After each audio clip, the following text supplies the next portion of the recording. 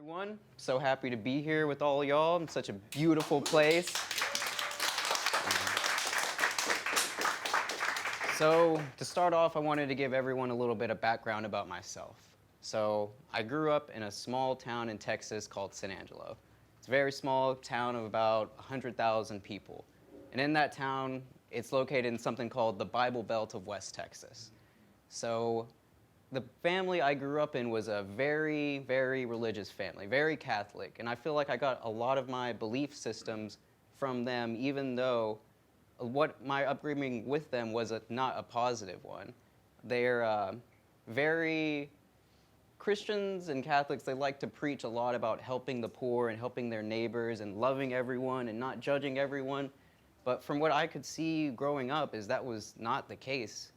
And that the way they would talk about poor people on the streets or the way they would talk about homosexual people, they talked about them like they were the incarnation of Satan themselves, or even people who listened to metal music or anything like that. They were all just irredeemable and evil, and I was a young kid and I was lapping all this up, and I thought, okay, well, this is how the world works. But the more I got older, I realized that something's wrong here. Something's a little off. I'm told to love all these people and to treat them with kindness and give them whatever I can, but that's not the reality I was seeing on the ground. And I actually have a funny story with that. I was listening to metal music at the time. I was a really big rocker, and my parents, this is what they said to me word for word, like, you better stop listening to that music or you're gonna open up demon portals in the house that are gonna kill your little brother and little sister. I was, whew. So after that I was like, oh boy, maybe maybe this isn't the way to go. And on top of that, when I was very young, my father, I have so much respect for my father. He's a conservative guy, but he is the most hardworking man I've ever known. Every night I would come home every day I would come home from school and he wouldn't be there because he would work from 6 to 8 every single day. And he would work overtime every week, overnights. I barely knew the man. And he was the most hard worker I've ever known. And then 2008 came around, the housing crisis, and we lost our home. And I didn't understand it at all. My dad went and got up early every day. He busted all the sales records. He got all these little plaques from his store saying, you're the best regional guy, and you got all these records, and oh my gosh, we love you so much. And after all of that, we still lost our house, and we had to sell our vehicles. And that was the real tipping point for me, because I saw that even if you are the hardest working person around there, hard work doesn't make you rich. There was something else that makes you rich. And I really found out growing up that those forces were the capitalist interests that try to keep us all down, that deprive working people of the right to dignity, the right to...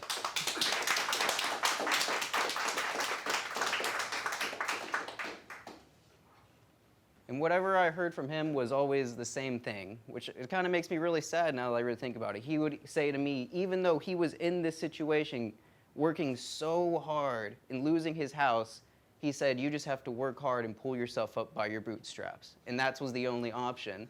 And that was, from what I can understand, that was his way of blaming himself. And that hurt me so much in my core, because I saw this man get up every single day and be the hardest worker I knew, and he blamed himself. And that was so dark, I couldn't fathom it. And I think that's how a lot of average Texans feel. They feel like if they're in a bad situation, it's all their own fault. They can only blame themselves, they only need to look inwards.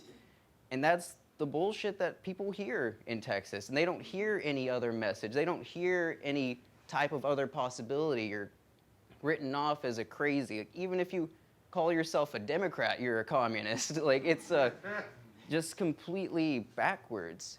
And through that experience, I really found out that the way to convince these people isn't to shout them down or try to make them feel like they're the problem. Is those are the people who are actually dealing with the problem directly and every single day. And our message of optimistic socialism really resonates with these people. If you tell these people everything you believe, how you believe in the nationalization of resources, how working people deserve to live in dignity without fear of losing their homes, they resonate with that. But when you say the C word, it's like everything goes out the window. So it really shows that they're not afraid of communism. They're not afraid of socialism. They want socialism, but they just don't know what it is.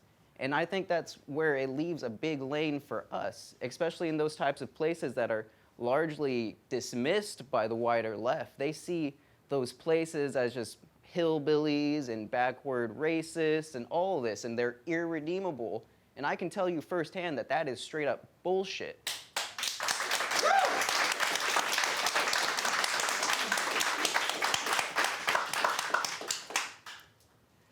Especially whenever we talk to them about things like mutual aid. You'll hear this a lot from the South and in Texas. They call it Southern hospitality, helping your neighbor. And I think it's really funny because a lot of the things they do are essentially mutual aid. They just don't know what it is. They don't have a form. They don't know what to call it, but they know that towns like that require that sort of solidarity to keep people moving, especially those people who fall through the cracks. And as our system declines more and more, that just becomes more and more people. And especially in my town, there's no left anything. There's no party, there's no movement, there's no group, there's no protest, there's no nothing. I think we got freedom defenders who hate the masks and want to burn them all. That's the closest thing to political action that you get in my town. And as a leftist, that seems really daunting. You know, it seems really alienating, but that's totally the wrong way to feel. And after I started getting into Caleb's writings, that's when I really saw that this doomer, gloom, nothing's ever going to change, there's no hope, these people are all just racist, and they're irredeemable, and they're all this and that. And I realized that these people were just my neighbors. And when I talked to them about actually what socialism is and not this boogeyman, they resonate with our message, and they love the ideas of mutual aid. They want that in their communities. And that left me in an interesting spot, kind of all alone. And I knew that self-destructive, doomer mentality that the synthetic left has been pushing, the one that I had adopted myself, wasn't not only destructive to my own well-being, but destructive to the working class movement as a whole. And I knew that I had to break out. I had to get to the masses. I couldn't just sit there and sulk and say, oh, I live in a bad place, so nothing's ever going to happen. Because if you don't dare to struggle, you're never going to win. That's right. I think, dare to win, dare to struggle, dare to win, dare to struggle, dare to win. Dare to struggle. I think one of the biggest parts that helped me a lot is my partner, Christina, over there. We give her a little round of applause. Without her and Caleb, I don't think I would have got the courage to do all the things that I've done. And I deeply respect both of them. And I want to thank them both so much, especially Christina, because the way she can talk to people and the way that she can just be on a one-to-one level with people, that's the only way you're ever going to convince people of socialism or radically changing their ideals, is if you have a real, genuine human conversation with them. And it's like a good friend of mine, Robert, likes to say, it's kind of like putting a pebble in somebody's shoe. It's when you plant that little idea that maybe the system's not so right, maybe something's wrong, and they'll have that pebble in their shoe. And the longer they walk on it, they'll realize there's something wrong. This is something uncomfortable. It's getting worse and worse. And that's how you reach people. That's how you really break through these kinds of people. It's a slow process. It's a rolling thing that you have to be committed to. And I found that in practice and in reality, and that is how it works. It takes slowly coming in with Christina and talking to her and getting her more into those things allowed us to branch off and talk to even more people and get more people involved, more people interested in what we believe and what actually socialism is. Because in my town especially, like I said, there's no left anything. So whenever people hear our specific message, it's something they've never heard before. It's something new. and it's something optimistic, and it's something real and tangible, and that's what I think is really a failure of the modern left, because they've written off essentially the whole middle part of the country. And I'm here to tell you that those people are ready for socialism. Those people are ready for change. They want something new. They don't know what that new thing is. They think it's Trump 2024 or something like that. But most of them aren't those kind of Confederate flag waving, gun toting hillbillies. A lot of them are just working class people. I'd probably say the majority of them, honestly. But so with that feeling of Christina and I, we started our own org. It's really inspired by the CPI and everything that we do here, and it's called San Angelo Solidarity. That's right.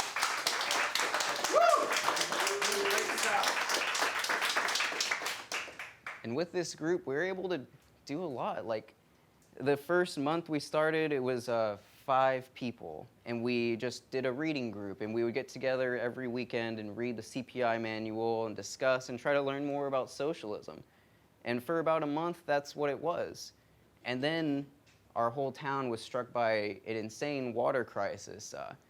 Acetone, nephelamine, and benzene, and another list of long, huge words that I'm not sure how to pronounce, chemical solvents were being pumped into the water supply by some unnamed capitalist in the city.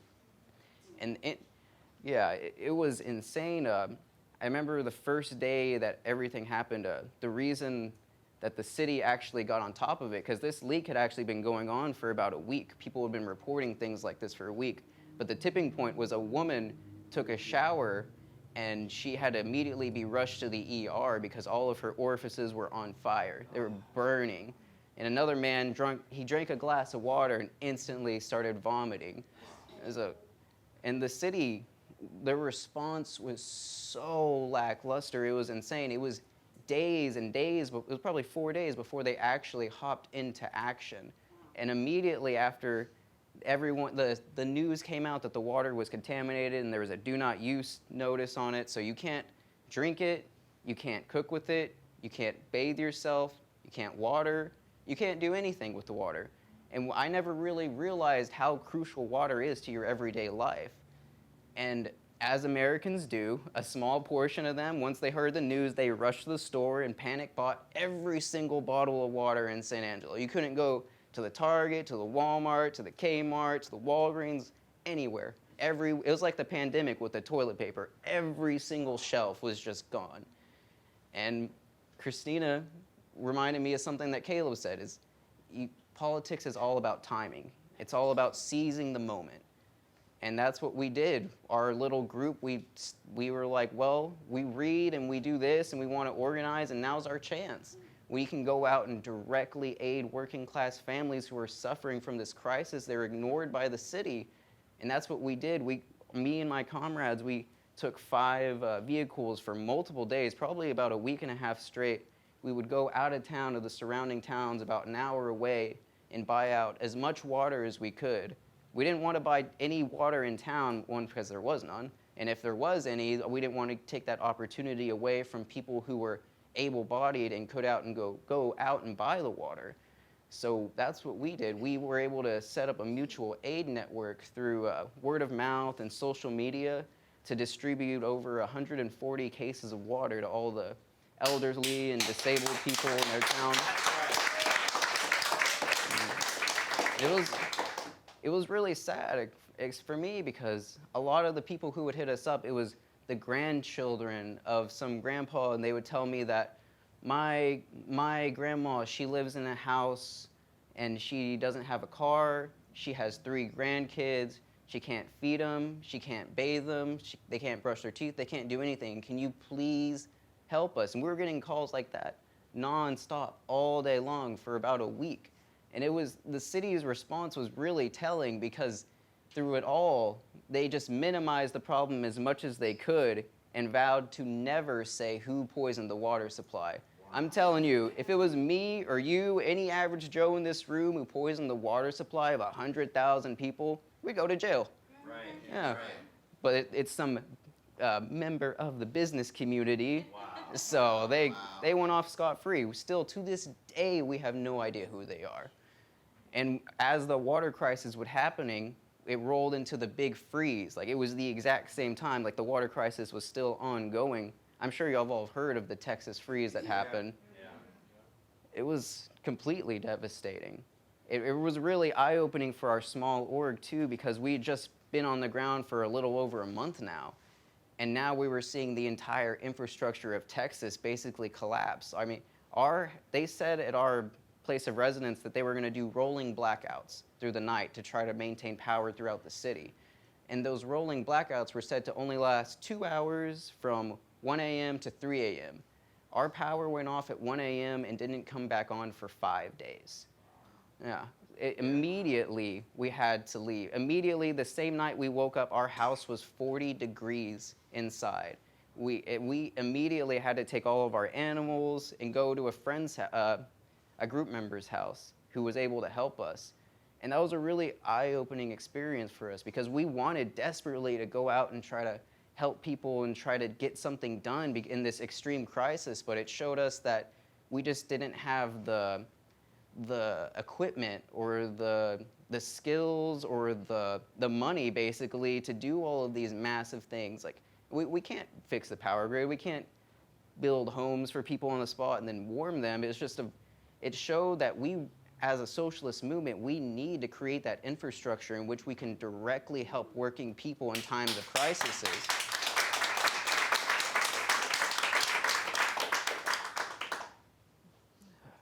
And that was it was a really eye-opening experience for us all.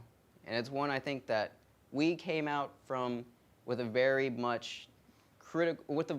much more critical understanding of what we needed to do. We knew that we had to branch out faster and further, and we had to make this a nationwide thing. And that's what we're doing here at the CPI. We're making this a nationwide thing. We're building those communities of solidarity so that we can do all these things to directly help working people and show them that socialists aren't these big, scary, Stalin-esque muscle men who just want to take your toothbrush and take your house. No, we're just regular members of the community who just want to help people. We want to show people that socialism isn't a bad thing. Socialism is your neighbor. Socialism is your friends helping you out. Socialism is whenever a community to come together and solve these basic crises. And with that, whenever the freeze ended, we still kept up on our duties. We had created a network of lower income people who still needed water, and to this day, we still deliver water to those low income families.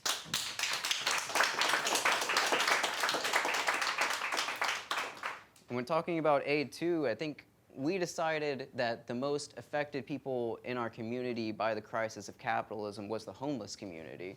So we crafted about 30 homeless care packages with food, socks, dental supplies, hygiene supplies, all those sorts of stuff, feminine hygiene stuff, all of that. And we were able to distribute that to the community. And also, we had a very interesting run-in with the Catholic Church. So basically, there is a cemetery in Calvary named Calvary Cemetery run by the Catholic Diocese of San Angelo, and they usually hire these people called the Knights of Columbus to come and clean up the cemetery, but the management there cut every single corner possible and hired I don't even know, probably just some random dude off the street. I mean, no, I'm not talking down on the dude just trying to find a job, but I'm talking down on the manager who didn't know or didn't take the proper precautions when dealing with such sensitive items. And what they did with these items is that they ripped out everybody's flowers, everybody's crosses, everybody's flags, everybody's tombstones, everybody's rosaries. So there's literal unmarked graves in that cemetery just because those people just rammed through and tossed everything, literally everything. In my town, it's a very Catholic community, very religious. People are very Mexican. People very much want to be able to leave stuff for the ones that they loved and that have passed. And immediately, the outrage was palpable. We had well, everything that they threw away, they just put on the side of the street. So it was a huge pile of crosses and flowers and pictures, teddy bears, little beer bottles that people had left for ones who have passed. So our team, we spent all day organizing all of these things because we had families rolling up all day long looking for their stuff, looking for mementos of their loved ones that are passed, because that stuff's priceless. You can't get that stuff back. And it was really disturbing for me to see that coming from people. Well, let me rephrase that. I was really heartening to see how many Catholic people were so rightfully angry at the people who were supposed to be protecting them. So as a group, we took it upon ourselves to try to channel and focus their energy, their righteous anger, to try to get reforms and change directly for these people in our community.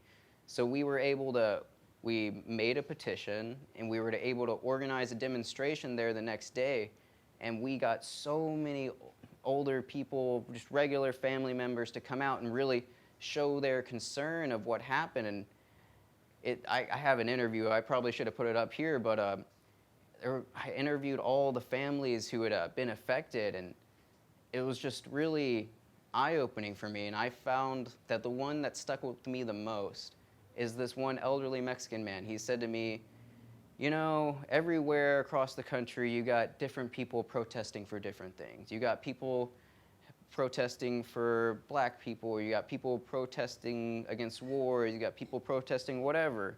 But who's here for us? Nobody's here for us. It's y'all guys here for us. And he was talking to us, SAS. And that's what socialism in our communities needs to be. It's not some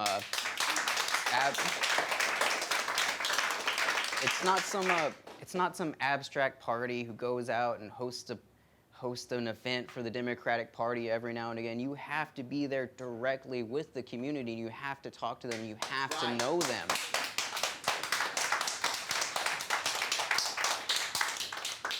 And I think that's really our mission, is to show people and average Texans that socialism isn't a boogeyman. Socialism is something that our neighbors give to each other, and that something that's positive, something that can bring prosperity. And I really found a lot. Let me see. Sorry about this. What I wanted to say to wrap up is, it was daunting doing it at first, making a group. I know it's not something that's easy. It takes a lot of courage. And that's something I feel like everyone here has. You wouldn't be here if you didn't have courage, you didn't care about the world, and you didn't want to stand up, and you didn't want to fight. I feel like every single one of you is capable of building a community of solidarity in your own town. And it's not as difficult as they make it out to be and they make it say. All it is just connecting with your neighbors, connecting with real people. And I think that's really is our mission of the CPI, is to build those communities of solidarity. And that's all I have to say. Thank you, everybody.